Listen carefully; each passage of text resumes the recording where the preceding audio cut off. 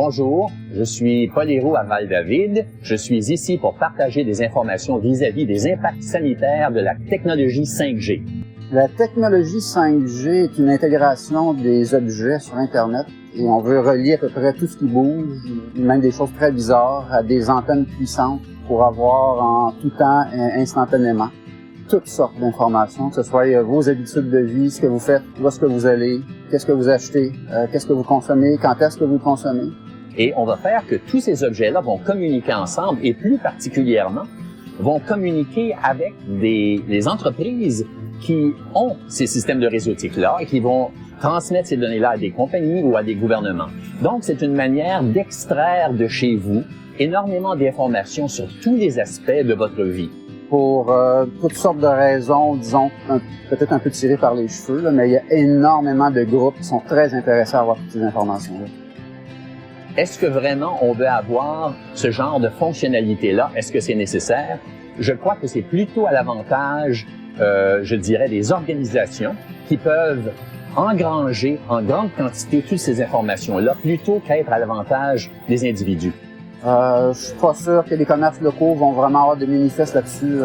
Honnêtement, c'est vraiment les multinationales puis les lobbies, les grosses entreprises qui profitent de ces déploiements-là. Et de plus, ce type de radiation-là est en faisceau. En d'autres termes, ça va être déployé comme des faisceaux relativement étroits de 5 à 10 degrés de large de radiation. Donc, des radiations qui vont être beaucoup plus intermittentes. Et on sait que l'intermittence, c'est une partie importante des effets négatifs de ces radiations électromagnétiques. Plus il y a de radiation électromagnétique, plus on génère de radicaux libres dans le corps humain. Donc, toutes les maladies chroniques, comme le diabète, comme Alzheimer, comme Parkinson's, et les maladies comme l'autisme vont être victimes, augmentées et changées par l'augmentation des radiations. Donc, on a des symptômes, des cancers très, très jeunes maintenant, des cancers qui sont proches des seins, souvent parce que les dames mettent les cellulaires dans les brassières.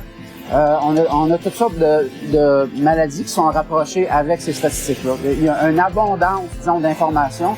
Et d'ailleurs, souvent, la bataille se fait là où on va noyer le public avec toutes sortes d'informations parce qu'il y a un gros avantage économique à déployer un système. L'environnement naturel est bien en dessous de ce que vous vivez actuellement à Val-David.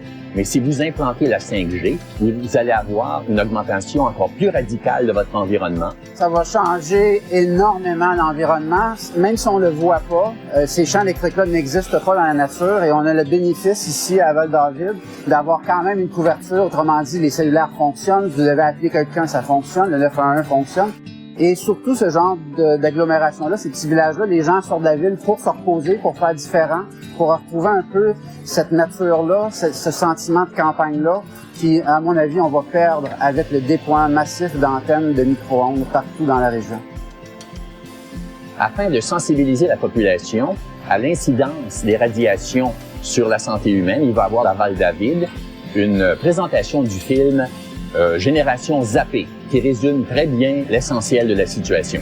L'avantage de ce film-là, c'est qu'on va voir des cas réels, on va voir l'aspect médical, donc ça l'aide aux gens à comprendre au niveau intellectuel, mais également peut-être au niveau émotif, ce qui est très important. On est dans une démocratie, donc manifester son opposition, manifester son intérêt à garder un village électropropre pour les citoyens, mais aussi pour le touriste qui veut venir.